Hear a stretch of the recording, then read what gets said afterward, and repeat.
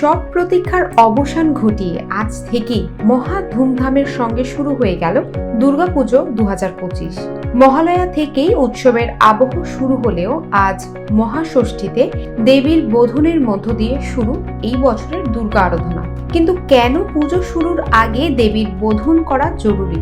বোধনের অর্থ দেবীকে ঘুম থেকে জাগরিত করা, অর্থাৎ এর থেকে বোঝা যাচ্ছে যে শরৎকালের এই সময়টি শাস্ত্র অনুসারে দেবীর নিদ্রাকাল, তাই আগে তার ঘুম ভাঙিয়ে তারপর তার আরাধনা করা হয়।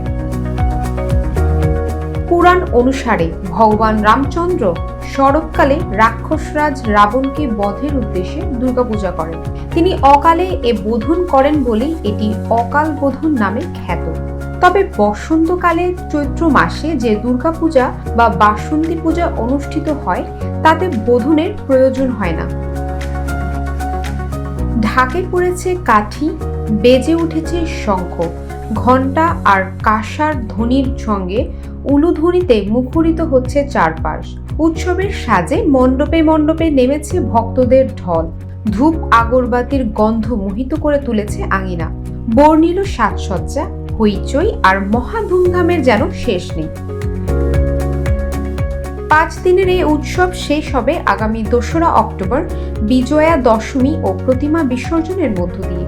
এবার দেবী দুর্গার আগমন হবে গজে, অর্থাৎ হাতির পিঠে চড়ে, আর দশমীতে দেবী মর্তলোক ছাড়বেন দোলা বা পালকিতে চড়ে।